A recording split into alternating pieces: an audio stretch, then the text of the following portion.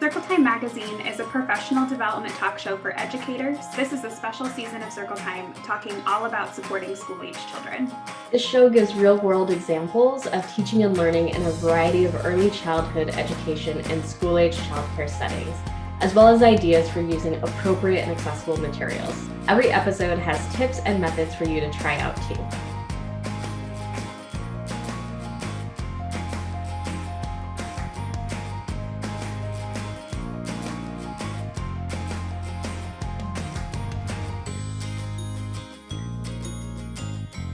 Hi, and welcome to Circle Time Magazine. I'm one of your hosts, Sophie Biddle. Circle Time Magazine is a professional development talk show for educators. This is a special season of Circle Time talking all about supporting school-age children. Thanks, Sophie. I'm your co-host, Sheely Mock. This is the time for us to gather and have time for us to learn and grow together. This season, we're looking at high-quality practices with an expanded age range. We'll be focusing on supporting school-age children in expanded learning opportunities, or ELO programs. ELO programs include places where children go before school, after school, or summer. Many providers serve both early childhood and school-age children, so pretty much anything outside a typical school environment counts as ELO. Right now, during the COVID-19 pandemic, many ELO programs have expanded their services. Some providers are serving school-age kids for the first time, and other ELO programs are serving school-age kids all day and have been supporting remote learning. This season, we will review practices to support both experienced and new ELO providers. Today, we are talking about leadership and empowerment across all ages. Our learning objectives today are to understand that leadership opportunities are possible for children across all ages and abilities. Understand the connections and complexities of supporting leadership and empowerment with an anti-bias, anti-racist, and culturally responsive program environment. And identify strategies for empowering children and scaffolding leadership skills.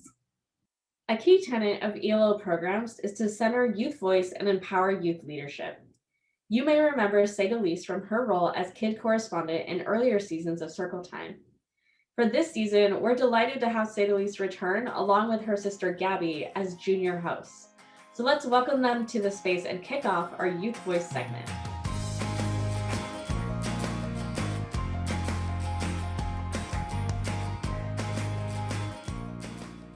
Hi, I'm Sadalise. And I'm Gabby. And welcome to our Youth Voices segment. Today we have two guests with us. Would you like to tell us your names and your age?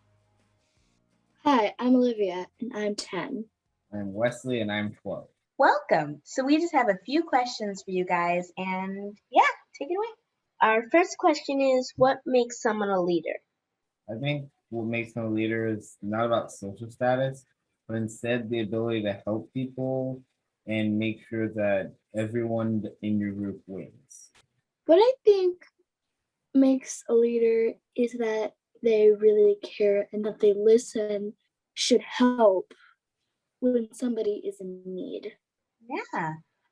I think what makes a leader, I didn't think about this, but what Wesley said about it not being about social status. And I just think that it takes the ability to positively take control of a situation that needs leadership and to have all of the qualities that you would see in a leader, like being able, I already said this, but being able to take control of a situation and being able to be assertive and make sure that your voice is being heard. What I think makes someone a leader is someone who's courageous, strong, not afraid to speak up, someone who's patient, waiting for someone to figure out how or what to do, and someone who's not rude, that yells and yelling at people, someone who's nice, that lets them take their time, and if they get something wrong, lets them try and try again. When was the time you had to be a leader, Wesley? My martial arts class, since I had trained for a while, I got to a level where master would train a group of people, and since there's a lot of people, I would help train the other group, and it was my job to teach them the forms correct their techniques and stuff like that. Olivia? When I had to be a leader is when I had to lead a game. And what I focused on was not just leading the game, but listening to what the people that were playing with me had to say. Yeah, that was great. One time I had to be a leader was in my after school program, the YMCA, and I got to the age where I got to be a CIT or counselor in training. And I got to help lead by getting to pick the music or getting to help with snack or getting to clean around to play with the younger kids. And I thought that that was something that was really healthy and really important to have in an after school program. Like Wesley, same thing in karate, but he would call on me and I would show people how to do a kick or a block or a form. And it also made me feel really warm inside because I was one of the people that he chose to let me do that. Great. How do you feel when adults let you lead? Depends on the situation. As a true Gemini, I have basically two forms of me. I can either be really outgoing and I can be a great leader, or I can be very shy and not want to lead at all. If stuff is just dumped onto me, that's going to create a bunch of stress, making it hard to lead, which basically puts me in my second form. But if I'm if I'm asked to lead or I lead voluntarily and I'm slowly instead of just the stress being jumped onto me, I'm slowly working through this stress and helping others how I'm supposed to, then I'll feel good about it instead of just feeling stressful and annoyed because I can't do everything that I'm expected to do. How I feel when adults let me lead is that I feel a boost of confidence. Because of my age, I don't really get to have much opportunities. So it feels nice that an adult trusts me to handle something that they can't work on at the time. I'm gonna bring my zodiac sign in it now because Wesley did. Um, I'm a Leo, and supposedly Leos are good with talking to people and being able to talk a lot, which I think really ties into leadership. So kind of kind of with what Olivia said about how it makes you feel important and it makes you feel valued and it makes you feel special because when I used to be in an after school program, I was from I think third grade to fifth grade. And I think that it was just very important to let kids have the chance to lead a program that's about kids because it's super important to kind of nurture their ability to be more independent. And so I think that it makes you feel really good when you're given the chance to lead. Well, what I think being a leader is sometimes these people might get called on by the teacher to do something, like I do in karate. But that doesn't necessarily mean you're being a leader because you're called on. It's how you act when you're called on. What does leadership teach you, Leslie? Leadership can teach you a variety of things from how to deal with stress to compassion to how to make decisions. Example, when I was younger, I maybe chosen to lead like a game or something like that. And my decision is, am I supposed to like should I choose one game or should I choose another game? And my decision would affect the whole group. What leadership should teach you is to listen and to be kind and to respect others and not only yourself, and not to be selfish when other people are asking for something that you don't want to help with. but you must help because it's the right thing to do. Leadership teaches me to be responsible when you are leading and to be responsible when you're being led, because the person that's leading, like if it's a kid for this instance, it's probably like a big honor, and like it's a big deal when you see a kid leading like in an after school program, for example. So I think that I think it just teaches me that you have to be kind of how Olivia said, and you have to be honest, and you really just have to, you don't have to have it completely under control, but you have to have a sense of what it's like to be leading kids that are either your age or younger or older. And I think that it can just teach you mostly a lot of life skills, but a lot of things like being honest, kind of like how I already said, and it can teach you how to be yourself, because you're going to have to be yourself when you're leading, or else it'll make it a lot harder, I think. Well, for example, I see people like Kamala Harris, the first person to do something that other people haven't done before. I want to do this when I grow up. I want to be this great person when I grow up. But they don't need to grow up to be able to do it. That was great. Thank you. What would you like to tell adults about kids' leadership abilities? I would say basically give everyone a chance, but don't force them to do it. Because put it in a cliche-like term, in school there are basically classes of people. It's like popular people, shy people, stuff like that. A popular person may like taking control, so you can put it on them and they'll be fine with it. But the shyer person, you can't just dump control on them and expect them to be able to work flawlessly. For example, let's say you're on a sports team and the team captain gets ill, and so if no one knows how to lead the team, you have to forfeit because you don't have a team leader.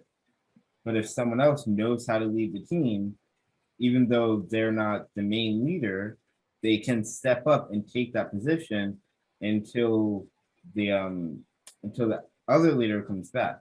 Yeah. Olivia, do you have anything to add?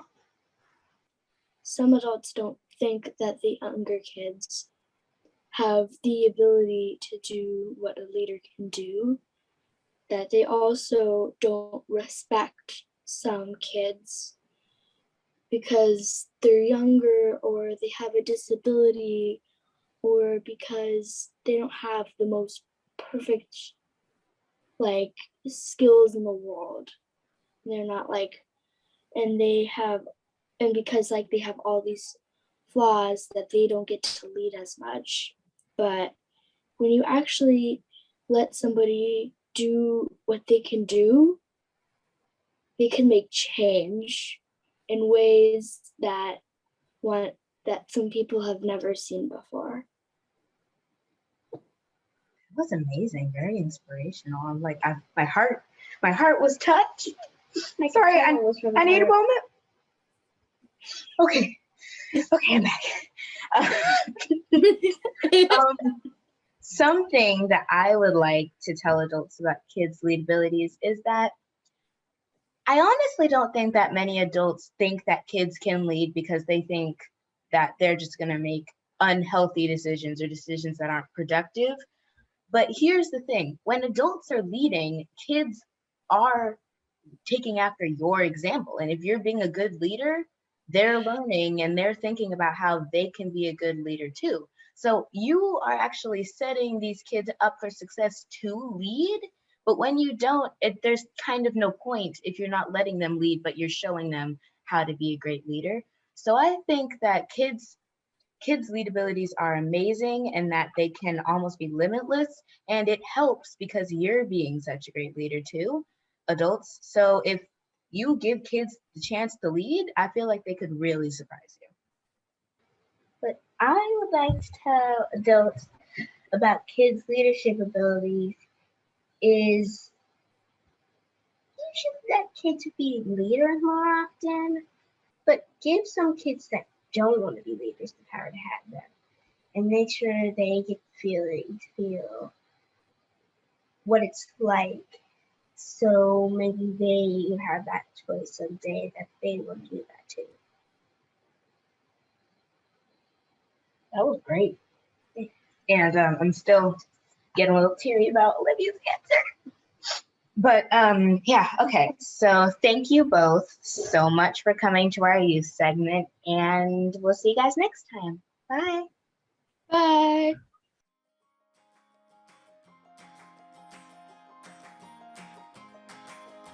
Our youth voices say that it is important that adults trust children to be leaders. It makes children feel important. Nurture a child's ability to be more independent. Give children the opportunity to lead, but don't force them to do it. Be a positive role model as a leader so that children can see what to do when they lead others. Make sure to give younger children the opportunity to lead rather than only choosing older children. And lastly, know the children you work with and give everybody equal opportunities to lead. This season, we've been focusing on what it means to have an anti-bias, anti-racist, and culturally responsive program. When thinking about children's leadership and empowerment, it is important for us to reflect on our own beliefs about a person's age and their leadership capabilities. In the dominant United States culture, children are often discounted or dismissed due to their age.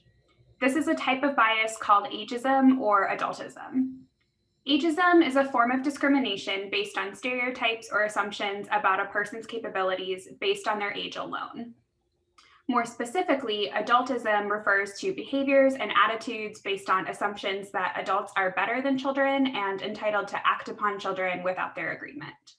This mistreatment is enforced by social institutions, laws, customs, and attitudes. We may also dismiss people's capacity for leadership based on biases around developmental and physical disabilities. Dismissing children's thoughts, feelings, and ideas means missing out on a wealth of information, experience, and expertise. Everyone, regardless of age or ability, has the capacity for leadership. There are varying degrees in which we've absorbed these ideas.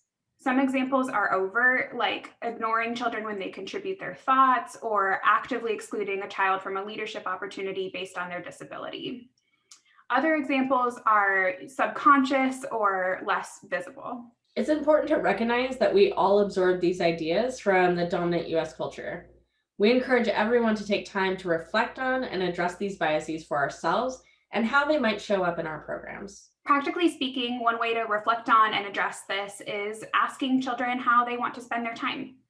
Letting them make choices about activities helps you build a more responsive program to the children that are in your care, and creating opportunities for young children to have choice builds those really important decision-making skills that can lay the foundation for fostering responsibility and leadership skills. Yeah, absolutely, Sophie. And when children get to choose what activities to opt into, they're more likely to stay engaged, which can also reduce what we might refer to as challenging behaviors. Over time, you'll build a sense of what activities your children are most likely to be interested in, and that will make your program even more effective and engaging. So let's listen to Aaliyah Cook, a youth development activist, as she walks us through 3 steps that any ELO provider can take to connect with and empower the children in their program. So I have 3 pieces of advice on how to elevate youth voice, and they're just kind of simple things to remember when you find yourself in a situation where you need to connect with a child, and they are stop, drop, and roll. And so stop kind of stands for stop, think about yourself as a person, as an adult, as an educator. Think about the way you present yourself to children, whether you're warm and welcoming, whether children are comfortable around you. Drop, which means like drop down to your kid's level. I like to say, like, look them in the eye, look them face to face, treat them as real human beings because they are, and take the time to listen to them and understand them, and then roll. And once you feel like you have an understanding of your kids, then you actually have to push them forward, and you actually have to help them resolve the conflicts in their life. So stop, drop, roll. I hope that in the future, youth can become more involved in adult-dominated spaces by using their voices and being supported by the adults in their life. And I hope that adults start to realize that, kids aren't just like dumb, they can really care about important issues like poverty or gentrification or drug use or gun control. And I hope that people and politicians and school board members will really look at students and at kids as people and as citizens who have a problem and who are trying to make their community a better place. And even though we can't vote, I hope that kids can really have a place in our society and are really heard when they speak up.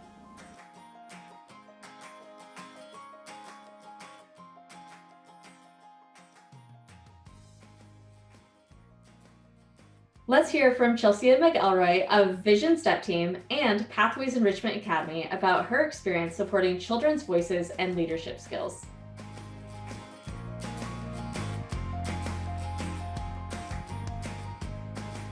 Hi, Chelsea. Thank you so much for being here. Can you tell us about yourself and the Vision Step Team? Hi, my name's Chelsea. As you introduced me, I have been working with youth for about 15 years, and all of my learning and training and schooling has led me to want to run and operate my own program.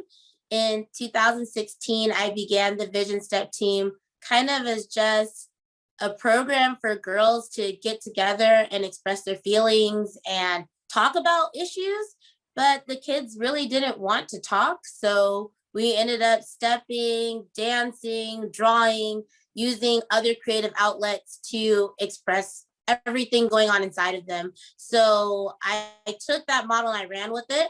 And I was like, okay, how can I infuse SEL into something? And I knew how to step. I'm not a really good dancer, but I can step and I can keep a beat. So we turned our social emotional group into a step team. And now we're just doing social emotional through step. That's awesome. I really love the journey and way that you've been able to just adapt and work with the kids that were in front of you and meet them where they're at. All right, well, I happen to know that Sheely and Chelsea have a long history together, and I would really love to hear from the two of you about how you met, and Chelsea, how your relationship with Sheely has really shaped your engagement with the youth development field. Okay, I'm gonna go first. I met Sheely when I was 11 years old. She was my club staff at Gagne Boys and Girls Club. And I really think that those experiences in the before and after school space with Sheely literally shaped who I wanted to be as a youth development worker. And we had a great time. We had a lot of fun times together. She was always really nice and welcoming and willing to let me express myself, which was really needed at that time. So thank you, Sheely, for having me. Of course, Chelsea. Yes, you had so much energy every time you came into the club. And I remember reconnecting with you maybe 4 or 5 years ago as part of the Expanded Learning Opportunities Quality Initiative that you did was with Pathways Enrichment Academy and Schools Out Washington. And the same like voice booming energy and just like your whole personality coming in. And I remember cringing sometimes as I was like talking about best practices and reflecting like, I did not do that when I was in the teen room with you. But it just speaks so much to like how much we learn as we go along. But it's been so much fun to reconnect over the years because I just am so proud of seeing your energy and enthusiasm that I definitely saw at the club and like willingness to even help other teens in the space, and how that's continued throughout your time working with young people and now like really shaping in the community. I'm not crying, you're crying. Thank you, Sheely, honestly. And it's always, I think it's impact. The first person who lets you use your voice in the way that you intend to use it, they make an impact. So I'm not crying, you're crying. And I love you so much. Thank you for having me. Yes, so excited for you to be here. And I'm a little glad that there's some Zoom distance because yes, I would be all teary-eyed too. I know. Oh my God. And I'm done. So I know that you have done, I mean, you just said you've had a really long history in the youth development field. I know that you grew up working with family childcare setting and have run social emotional learning programs for school age kids and now the STEP team. Could you tell us a little bit more about how you've seen and supported youth empowerment and children's voices in those different settings?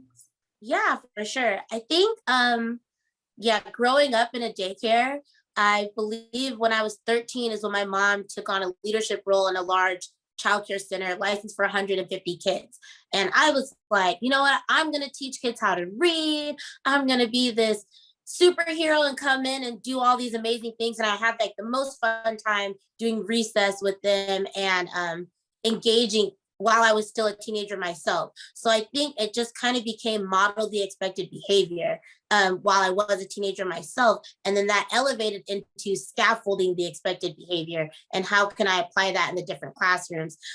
So with my infants, you know, you're word mapping, you're vocally mapping their world for them. You're describing their feelings as they arise. And you move over to the toddler room where they're expressing that egocentric nature. They are really hitting it on the head. Like, I've got plans and I'm going to make this happen. And you can give them choices like A or B. So that way they can steer that I'm going to do it into something positive. If anybody who's ever worked with a toddler will tell you, yeah, you have to help get them on the right track because they're going to do what they want to do.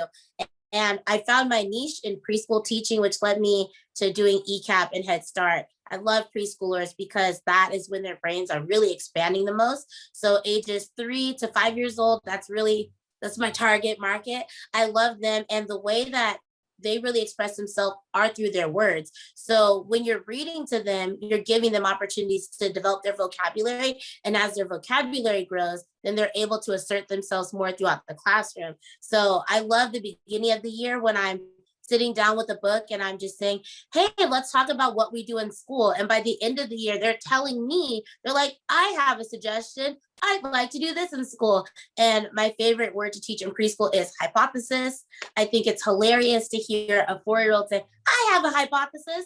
I just think with the preschoolers and younger, it's really about giving them the words to be able to express themselves. So then as I moved into my STEP team program, which is K through 12, we really are going all the way from the bottom of elementary to the very tip top, and even some kids who are about 19 and 20. With them, youth voice is a whole new thing. It's an avenue for them to create effective change in their environment, in their program, and in their community. So when I am working with the girls on the team, I want to see what they want to see out of the world. So we go into meetings literally blank canvas every time. What are we doing today? The kids, when I first started doing this, I think were really hesitant because you're in classrooms or in your family life where youth voice really isn't elevated in that way. And so when you take the time and just give them a blank canvas and say, here's the parameter. I'm your guide, I'm your coach, I'm going to be with you every step of the way, but here's the rule, you have to make it up.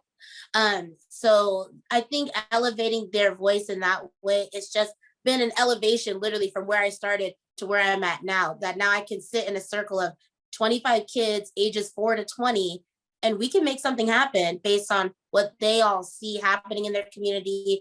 And the end result's always beautiful. I mean, I do have to tailor it in. Anybody who works with middle schoolers, you know, you have to tailor that in. But the high schoolers, they're pretty great because they understand the program. They've been with me long enough. And the little ones, they really want that mentoring down from older kids. So when you open up the floor, it's always good when a kindergarten says, we're going to dance to the rainbow. And a middle schooler says, like this? Okay, with the TikToks? And we're like, okay, we have to make this come together as one team because we're all in this together. So I think that's really been my experience across the spectrum of youth voice. Thank you so much, Chelsea. That was such a succinct demonstration of concrete examples of what choice and leadership looks like across the age span. I'm super just yes, that's exactly how it grows. In our previous conversation, you also shared a little bit more about your program. And I'm wondering if you could you share about your recent youth hiring practice? Oh my God. This is just the cherry on top of the cake. This is where I've always wanted to end up because I was a youth employee. I started working really for free. You know, you work for your parents, so you're working for free. But around the age of 16 is really when I started bringing in other 14 to 16-year-olds to come work in the daycare for pay, stipends, things like that. And just having that reflection of my youth experiences, I want to reflect that into my program. So now with Vision Step Team, we were able to hire there's three total youth employees, ages 14, 15, and 16, who have come back into the program and are now coaching the youth voice element in our elementary Baby Visionettes program. So it has just been my dream come true to get to a place where the team is successful enough and, you know, capable of bringing in youth in a new way. And I love seeing them coach the littles. I like watching them emulate circle times that I've done with them in the past. And my oldest student to come back to the program, she's now 22 and she's working in my middle school group. So she's not a youth voice, but she's one of the youth who's been raised up through all of these youth experiences with me.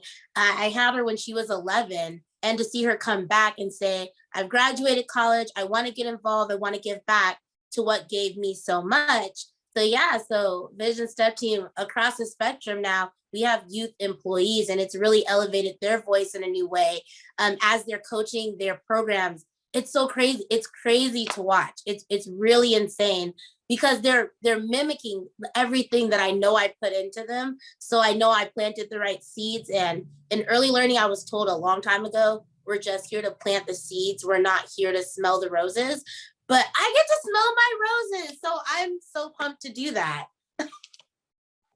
I love that. And like that really just speaks to how special it is to just really stay in youth development for a long time. It's like the treasure of this field, really, to like watch these people grow and bloom in front of you because they're all just so special.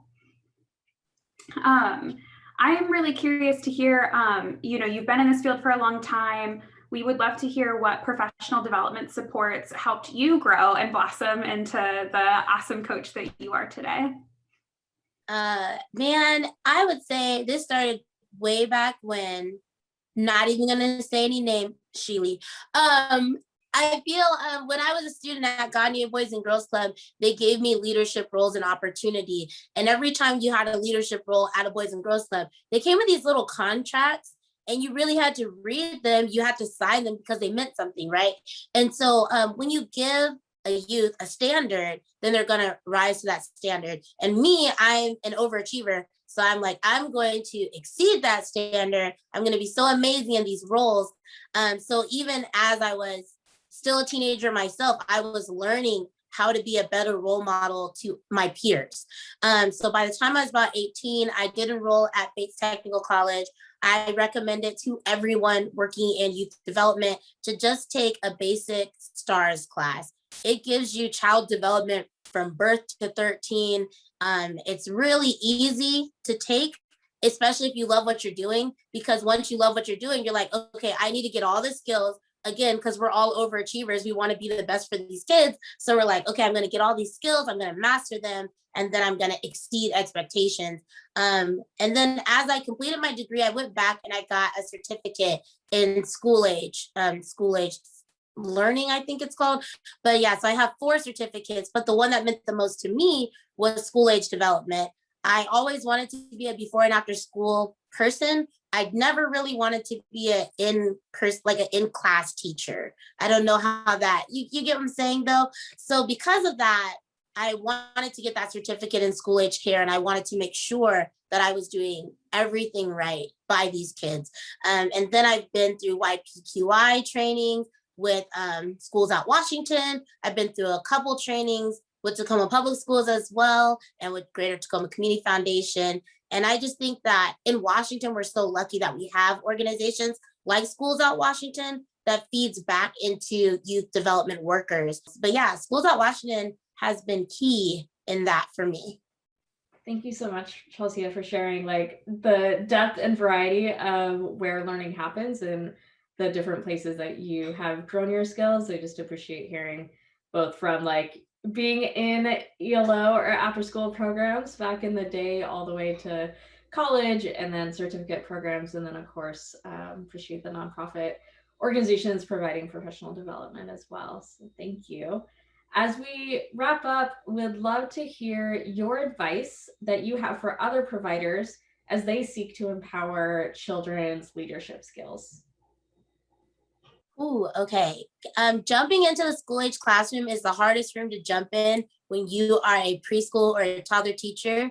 You walk in there and you feel like they're going to pounce on me. And the first time you do it, you're terrified. But after a while, you get to know the kids. And I would say, honestly, it's hilarious to say on an interview, but follow the vibe of your kids. When you're working with school age kids, you really have to go with their emotional cues. You have to go with the energy in the room. I remember opening up at the daycare center. We had a school age cohort of about 27 kids. Some mornings, it did not matter that it was 6:30 in the morning. The kids have a lot of energy. So I walked in and I was like, you know what? It looks like we're having a 6 a.m. recess, because you really have to match that energy. Once you connect with who they are, you understand how they're feeling, then you can go with the flow of the room. As you get to know the room, then you can start developing your curriculum. Don't come in and say, this is what I'm going to do. This is what I've got planned for you, because school agers have minds of their own. They have plans of their own, and they're going to execute those plans regardless of what plans you have made for them. So you have to really, really know school age children in order to work with them. And if you need a buffer, tell them Chelsea McElroy told me that I can spend a month getting to know my kids. And I have no problem answering the call to your daycare director, because I have been doing it a long time, and I would have no problem coming in and coaching them as well on how to work with school age kids. It's really important. Chelsea, thank you so much for sharing your just rich experience with us and all of these really great practical applications, really concrete examples. I know that this will be of a lot of value to a lot of people. So thank you so much. Thank you guys for having me. I'm really honored. Seriously honored. This is crazy. Circle Time Magazine is everything in the daycare world. So I did it. All right, Chelsea, thank you. Wow, what a great interview. Chelsea really drives home the importance of how an empowering relationship with a child and in a program can really uplift and empower a whole community. Let's take a look at the teaching pyramid, a multi-tiered system of support framework often used in early childhood settings for high-quality teaching, and the social-emotional learning pyramid of program quality, a framework often used in school age and youth care settings to measure staff practice and instructional quality. So the teaching pyramid, like Chelsea just pointed out, includes scaffolding leadership for young children. This includes language modeling for infants, moving to offering discrete choice opportunities for toddlers, and then progressing to open-ended choices for preschool age children. Yeah, and the social emotional learning pyramid of program quality as a whole, which is used to measure again staff practice and instructional quality, could really be housed in the all and some parts of the teaching pyramid. We can see in the SEL pyramid that you need a safe and supportive space in order to support children's growing responsibility and leadership skills. And then once this is established, educators can provide more explicit and intentional opportunities for children to take the lead and drive their own learning. So ultimately, we're seeking to move from doing things for children to doing things with or alongside children.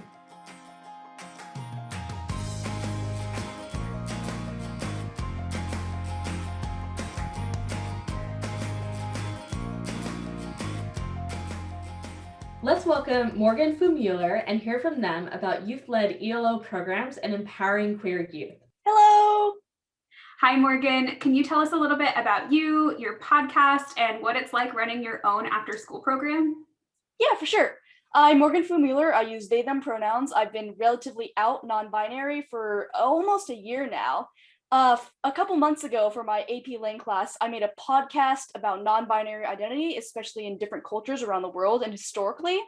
I made that because I have a great personal interest in that kind of thing. I really like researching it because I feel like it's personally validating for me because I really don't see that kind of stuff in history books or in classes. So it just feels really good to know that I'm not completely alone in making it up. I help run my school's mock trial. We've qualified for state 4 years in a row. I've been there for 2 of those. And I'm really proud of my club. Thanks, Morgan. That just sounds so exciting and interesting, and really just understanding how much history is left out in our classrooms. And so really appreciate, I watched your video too, and hearing this, you're like, I never learned this either in school. And so just really appreciated that podcast. So I'm curious, how has leading mock trials shaped your understanding of yourself as a leader? And how have you seen your peers grow into leadership and mentorship roles? Well, it's been very surprising to me personally how much I already knew about mock trial, about having done it for a year. It was really surprising to me that I knew enough to teach other people, which seems obvious because they taught me how to be a lawyer over the same months, but I just really consistently underestimated myself during my sophomore year, freshman year in mock trial. And it was really validating again for me to be able to help all of our new lawyers and witnesses develop into active competitors. And it was really amazing to see them grow like that. It was amazing to see them gain confidence with this incredibly specific skill set. That's awesome. I think that all of us kind of struggle with that imposter syndrome sometime. So it's cool that running mock trial has helped you kind of grow into that. Could you share a little bit with us about an empowering experience you had in either an elementary or middle school years? For me in elementary and middle school, the most empowering parts, the parts where I felt most like I was part of a community, were experiences I had with student leadership. And in middle school, I was out as bi, but not as non-binary. I hadn't figured that out yet. And my friends helped run the school GSA. And that was really, even though it was just our friend group, basically, that was really cool to have that kind of community space to just talk about queer stuff. Like even though we talked about basically the same stuff at lunch, it was really nice to have like a school sanctioned space for that. Yeah, that like structured space and like sort of the freedom and flexibility and support that is symbolic, like by being able to have those conversations in a comfortable and safe space, like at school or in a program. Thank you. It was very important for us that we felt like the school was sanctioning us, that we knew the school was behind us on that. Absolutely. Yeah. I mean, I think just to jump in here that I think that really connects back to some of other conversations we've been having this season about how adults can really hold and support all identities by even just giving space and acknowledging those identities in the first place. Absolutely. Yeah. So related to that, what advice would you give, Morgan, to educators or adults who aren't sure how to best support queer kids? Well, I feel a little bit uncomfortable speaking for the community as a whole, so I actually crowdsourced a lot of answers for this from my queer friends on my Instagram account, and we all essentially came up with 2 consensus opinions. The first is that it's important to educate about queer identity in a way that isn't bad. It's important not to focus on the tragedy that the community faces and instead focus on what the community is, the labels that we use, the way that we think of identity now. My podcast includes a short section at the beginning explaining the very basics of gender theory that I thought would be a good resource for the people in my life. And the second important thing is, well, we've been talking about pronouns a lot lately, especially since early last year. And it's more common nowadays that teachers will ask you for your pronouns, but what's more important is keeping students safe, because not all students have an accepting home environment. Not all students are comfortable being out to their parents, even though they're comfortable being out at school. So something some of my teachers did that I really, really support is that they send out a Google form or an actual paper form at the very beginning of class, at the very beginning of the school year. And on that form, there are 4 questions. What's your preferred name, the name you'd like me to call you in class? What are your preferred pronouns, the pronouns you would like me to use on you in class? And what are those 2 things, but the ones that you want me to use with your parents? What's the name you want me to use on emails home? What are the pronouns you want me to use on emails home? Please confirm these. And it's that kind of stuff is very important. I have a lot of trans friends who aren't comfortable being out to their parents, it's incredibly common. I would say nearly universal that queer kids will come out to their friends before their parents. It even happened to me, and I knew my parents were going to be supportive, but I was still so nervous about that. And if I had that resource earlier, I think I might have been more comfortable coming out, but it's impossible to say. Thank you so much for that concrete example. And I think something, I've seen happen more in programs like staff or teachers being really intentional about asking for pronouns and getting better at like making sure we can pronounce young people's names, like how much like are being seen and validated for who we are and our identities. But that extra step of remembering just because who you show up as in this space does not mean that's who you show up in other places. And I really appreciate that reminder of to not unintentionally out a young person or someone. So really adding that extra step of, okay, when you're here, and also if I were to talk about you or share about you with, outside of the space or with your family, how would you like that to be? And I think that is something I don't know that I've seen happen as much. So I'm really excited that you shared that advice. Speaking of the pronunciation thing, I'm Asian. I have a lot of Asian friends. It's really common for us to just walk the teacher through around 2 tries of pronouncing our names and then just give up and just let them call us whatever they want or anglicize our names specifically. And I did it last year for a class just because it was more convenient, and it felt bad. It doesn't feel good. It doesn't feel good to have to like reduce yourself for the convenience of others, even though everyone has the best of intentions. So it's fantastic that a lot more teachers these days are making that effort. Yes, I am with you on that, and was definitely one of those students where my whole name was always cut off and dreaded first days of school. And then, eventually you just either give up or accept like a simpler, like you can just call me this. Yeah. But, being when someone actually says your name correctly, and especially even the first time, there's just this like deep instant connection. At least that's what I feel. I'm like, for sure. Yeah, it's like respect. Yep, exactly. Yeah, I think that I love this idea of respect being something that adults can always show kids by taking really small moments to correctly say their name and correctly use a pronoun. And like, those are really concrete examples of something that every teacher can implement across the board. Absolutely. It creates a much more welcoming and comfortable environment. Absolutely. I also think too, sort of related to this idea of respect, that sometimes adults can misunderstand or underestimate how capable kids are of leading activities or mentoring other children or their peers.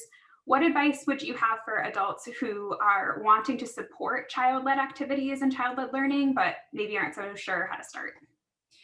I think that our school's mock trial club, our greatest asset is our students. We love our seniors especially because they've been through state several times, they've been through district competition several times, they know what's up, they know how the Raiders act, they know what to tell us, and they teach us these things year after year after year. And something very interesting about mock trial club is that we have a teacher advisor because every club has to have one. But that teacher advisor is at best kind of uninvolved with the club because she's not a lawyer. She doesn't really have that expertise. So the strange thing about mock trial club is that we have that teacher advisor and we also have an attorney coach who's significantly more involved with the club. Our teacher advisor takes kind of an admin role. She's our liaison between us and the school admin.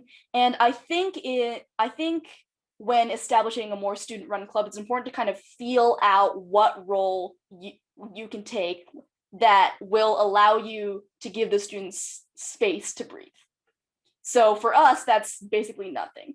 So I think it's important to try and gauge how much the students are capable of, try and like, let them tell you they can do something. Like ask them to do something, and if they can't do it, they'll probably ask you to do it. Make yourself available as a resource and not as the president of the club. Absolutely. I love that framing of that, like as an adult in the space, you can show up as a resource and are there to help, and to just always start with giving options and then start meeting kids where they're at. Yes, it's important to establish that student leadership early in the club.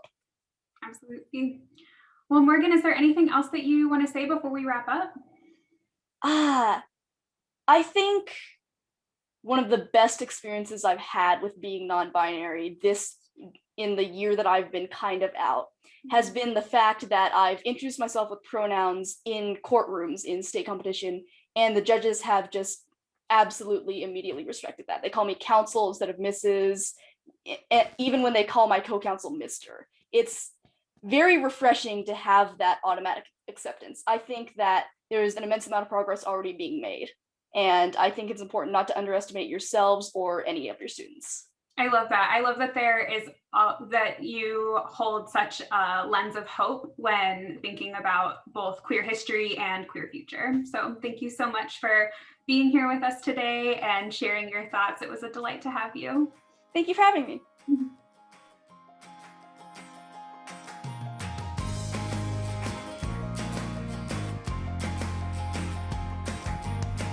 Let's see some high quality programs in action. It's time for 2-minute tips. 2-minute tips are quick, simple, research-based strategies for ELO and ECE professionals.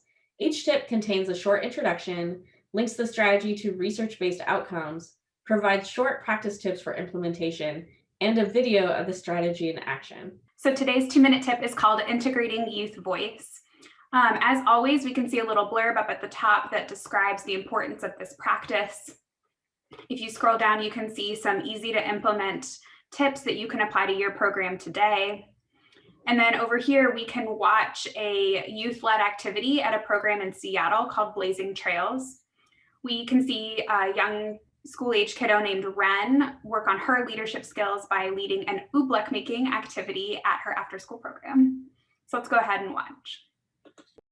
A youth can elect to fill out a form that says, I would like to teach this activity. It can be anything from something arts and crafts related to something athletic related, music related, anything. And they have to sort of plan it out, coordinate with their parents and a schedule. And then they get a chance an hour on Wednesday to basically execute that plan and teach their peers what they know. Kind of just getting all the materials laid out, and we sort of look at it and say, okay, let's use some visualization and see, okay, when everyone comes in and sits down, how are we gonna, how do you visualize as distributing materials? How can you picture answering questions? And so just kind of taking a moment before the students come in to sort of make a rough sort of mental picture of how things are gonna go. But I know we also have a couple planning sheets that they take home and fill out and then return and work on with their parents.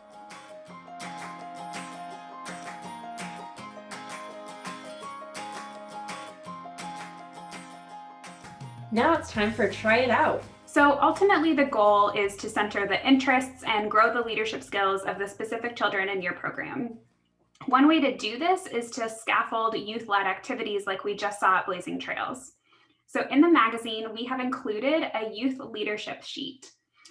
We based ours off of the one that Blazing Trails uses, but you can absolutely make a custom one for your program too. Yeah, this sheet has a proposal piece and a planning piece to help scaffold children in successfully leading an activity. We encourage you to have a committed staff member or other adult available to provide support to children leading their activities. Community mapping, also called asset mapping, is a great activity for all ages. The underlying purpose of this activity is to give children time to think about the community and the resources and relationships available to them. Children will have a huge variety in their understanding of the community or neighborhood, depending on many factors, including their age, their access to transportation, and their sense of safety in public spaces. So we encourage you to let children exercise their creativity based on their comfort levels and experience. It doesn't need to be a correct map of the area. You can allow them to think about the spaces they are in, who else is there, and what resources might be available to them. This is a great launching point for thinking about a community service project or having community members that come into the program too. Another activity that promotes responsibility and has abundant opportunities for choice is gardening. In the magazine, we've included a lesson plan on how to create and maintain an indoor herb garden. Creating opportunities for children to decorate the pots, pick which herbs to grow, and make choices around how to care for their plants all support responsibility and their developing leadership skills. You can also extend this activity by allowing children to decide what to do with the herbs they grow. This can include making herb water or herb butter. Making a board game is another great way to practice leadership skills. This requires planning, teamwork, and communication skills. Making and playing with the board games can easily extend across multiple program sessions too. This is a great activity to offer alongside one of our featured books this episode called The Stars Beneath Our Feet. In that book, the main character is going through a lot of stuff, and he ends up feeling really empowered and engages with his after-school program in a really healthy way when he makes a Lego world and then builds a board game out of that and shares it with the participants in his after-school program. So now it's time for Let's Make It.